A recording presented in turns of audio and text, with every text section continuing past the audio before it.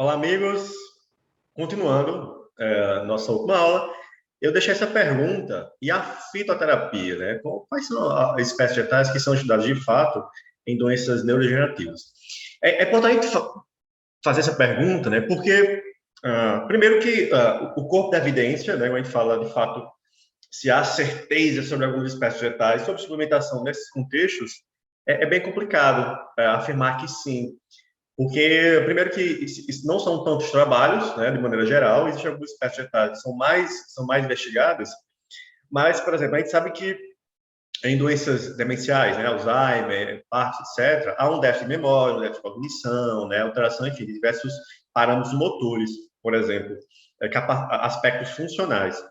E muitos trabalhos, eles são, com algumas espécies vegetais, são investigados, por exemplo, em pessoas saudáveis, em pessoas que têm um pequeno grau de comprometimento cognitivo. Então, quando a gente começa a discutir um pouco das evidências, é preciso ter isso em mente, né? Então, enfim, então a gente observa que a gente fala em fitoterapia, é importante estar estudando, né, espécies vegetais que de fato são estudadas em pacientes com Alzheimer, etc, etc. Pois bem, quais seriam essas espécies vegetais, né? Mais algumas delas. Então, a gente mostra algumas delas aí no slide, né? A gente observa, a gente vê o Pezia serrata, né? Que tem o perazina, né? Esse marcador. Então, é utilizado em torno de 50 a 200 microgramas ao dia, né? Para usar 1% de uperazina. A gente vê o ginseng coreano, né? A gente vê o Panax ginseng. O Panax ginseng, ele é comparável, né? Até alguns medicamentos alopáticos convencionais, ele vai estar mostrando isso já já. A gente vê a sálvia, né? A sálvia vai ser utilizada numa dose aí de 330 miligramas do extrato. Não é descrito nos trabalhos, né? Qual seria essa padronização. A gente vê a Eleutério, né? A Eleutério também tem um efeito nootrópico, efeito resistógeno, então também é citado relativo a algumas doenças demenciais. A gente vê a mucuna pruriens, a mucuna, né? A mucuna utilizada, o pó das sementes, né? Em torno de 15 a 30 gramas do pó, ou, quando a gente fala em paralisação, né? Em torno de 75 a 400 miligramas do extrato seco, paralisado em 3 a 7% de levodopa, né?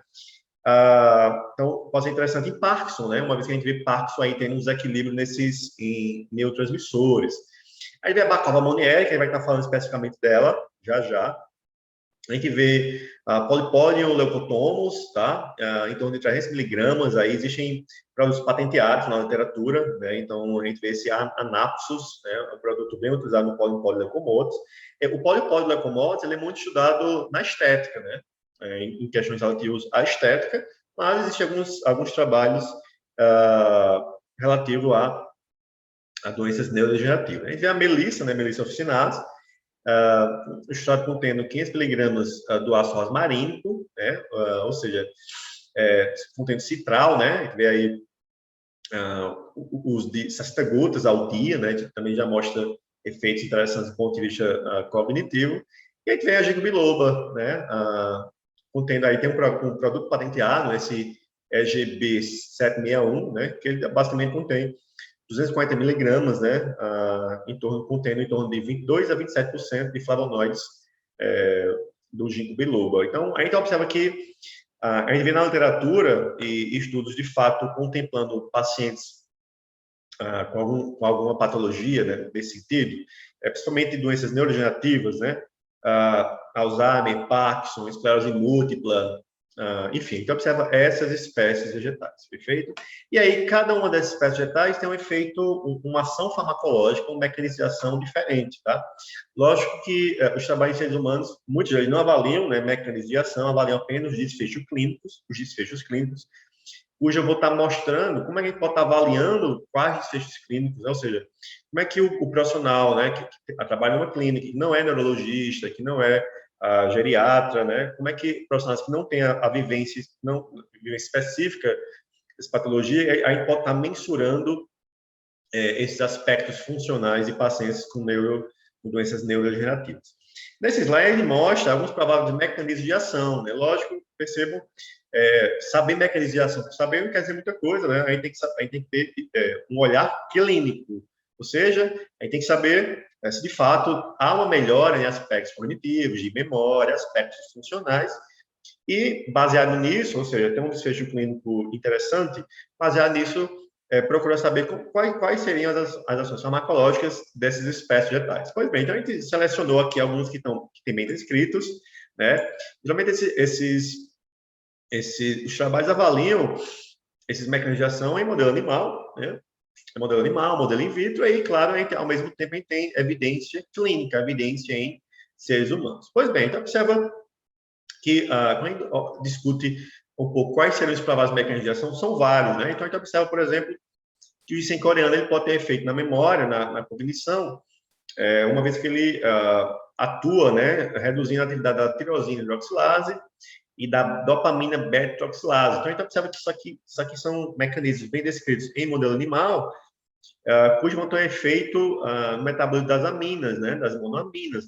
Vai ter um efeito relativo à dopamina, a própria levodopa, mas especificamente com relação à adrenalina e noradrenalina, né? Então, a atividade aumentada dessas duas proteínas aqui, dessas duas moléculas, está associada aí ao aumento de adrenalina e noradrenalina, né, que em excesso, gerando estresse, pode ter o efeito aí redutor de memória, enfim, gerar neurotoxicidade, gerar estresse oxidativo. Então, o ginseng coreano atuaria dessa maneira. A gente vê a sálvia tem pouca evidência relativa a quais serão os mecanismos de ação.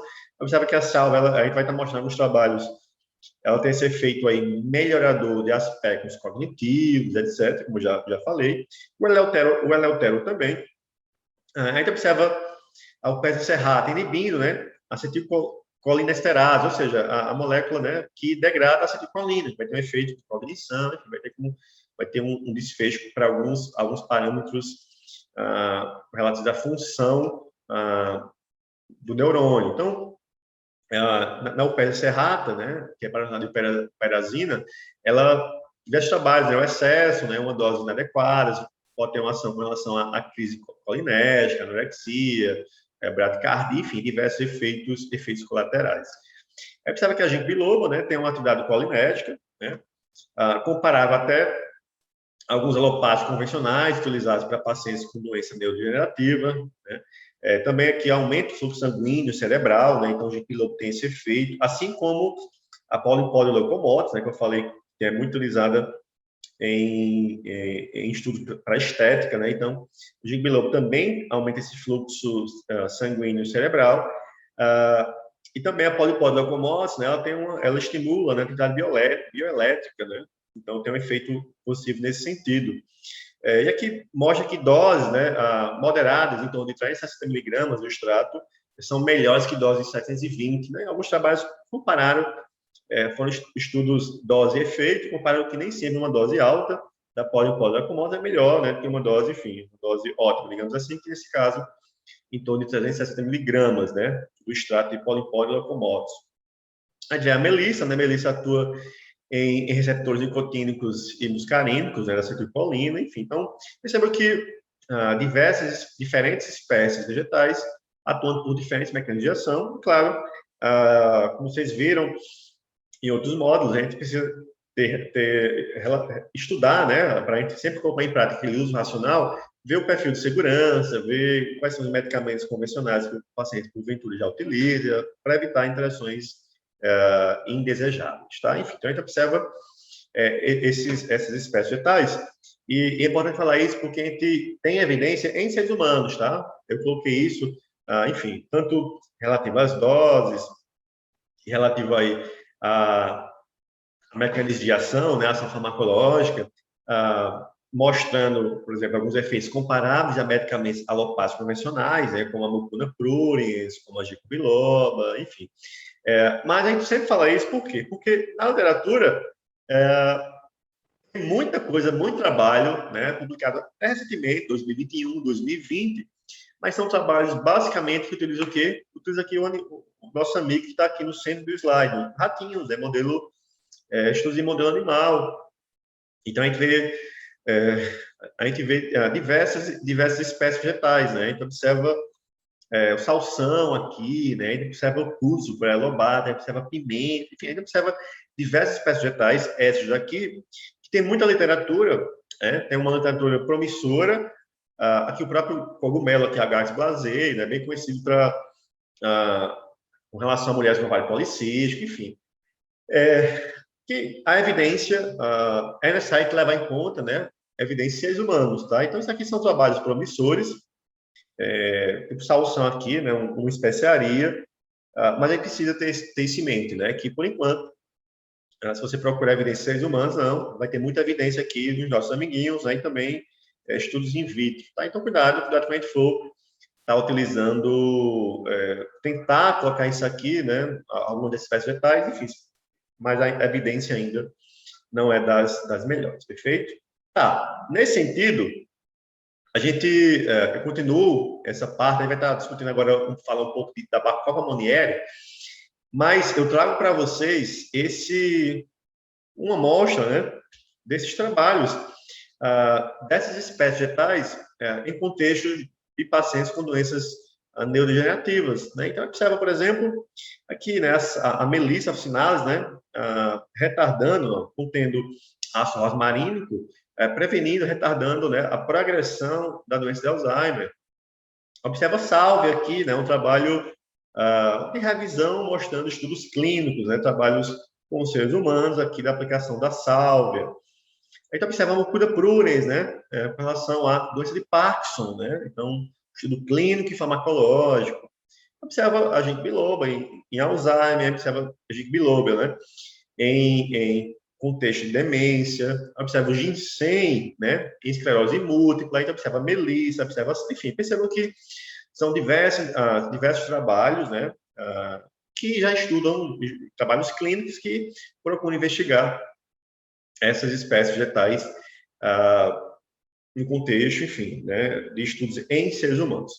Antes da gente iniciar a parte de Bacopa Monnieri, né, que a gente está focalizando na Bacopa, né, está discutindo um pouco da Bacopa, é importante analisar, pessoal, que segundo esses instrumentos, né, a gente pode estar tendo uma ideia de monitoramento, de evolução, né, de mensurar a evolução em pacientes, porventura, que sejam idosos, pacientes que sejam que sofreram concussão, né, enfim, que tem algum problema relativo a doenças neurodegenerativas. Então, a gente mostra primeiro, né, é importante ter em mente isso aqui, ó, esse conceito de funcionalidade. Então, diversos desses instrumentos, eles analisam essa capacidade funcional. Só que quando a gente fala em capacidade funcional, em paciente com doença neurodegenerativa, não é só cognição, não é só memória. A gente fala em habilidades cognitivas, habilidades motoras, né? Interessante lembrar só com relação ao Parkinson, né? Logicamente, controle motor, e habilidades físicas, né? Que tem muito a ver com isso. Então, quando a gente fala em instrumentos para avaliar, para monitorar, né? Para analisar a evolução do paciente, né? Ver como é que está a progressão dessa patologia, né? A gente pode estar tendo isso em mente. A gente fala em conceitos de funcionalidade. E aí existem diversos, né? Na literatura, se você for, de fato, fuçar a literatura, procurar, você vai ver que, pelo menos, existem 62 instrumentos. Então, é muita coisa. Eu procurei trazer aqui alguns, tá? Apenas alguns, mas que existem, que são traduzidos, que são validados para o português aqui do Brasil, né? Então, são questionários que são, enfim, que já foram desenvolvidos, foram alterados, foram modificados para estar estudando brasileiros, né? Então, você coloquei aqui a bandeira do Brasil, assim como eu coloquei lá em Gotha, né, no questionário de Boston, com relação à turma do carpo, e como a gente falou desde o início, na semana 1, quem está mostrando isso, geralmente instrumentos validados aqui para o Brasil, né? Então, a gente vê essa escala de atividades instrumentais de vida diária, de Lawton e Brody, índice de Katz, enfim, diversos instrumentos, tá? Então, dá para baixar fácil esses instrumentos e tá aplicando nos nossos serviços. É importante falar isso porque quando você vai ler, né, vai estudar a literatura, você vê que os trabalhos utilizam diversos instrumentos diferentes, de modo que fica complicado a gente estar comparando um trabalho com o outro, né? Enfim, uma vez que cada instrumento desse vai ter seus pontos fortes, seus pontos fracos. Mas, de maneira geral, esse que eu coloquei aí, eles são bem aceitos, são bem utilizados, né, muito utilizados, e dá para ter uma ideia de eficácia, né, relativo aí a esse monitoramento do nosso paciente, perfeito? Importante falar da Bacopulmonare, porque a Bacopulmonare tem muito trabalho com seres humanos, com idosos, mostra justamente isso, mostrando a melhora de aspectos cognitivos, de memória e etc. Tá? Então, enfim, a aula aqui, e a gente continua na próxima aula da Bacopa, e depois já fala um pouco, né, alguns aspectos relativos a Alzheimer, enfim, e a doença degenerativa, para estar, de fato, encerrando a nossa semana. Perfeito? Então, a gente encerra agora aqui essa nossa aula e até o próximo encontro. Até mais.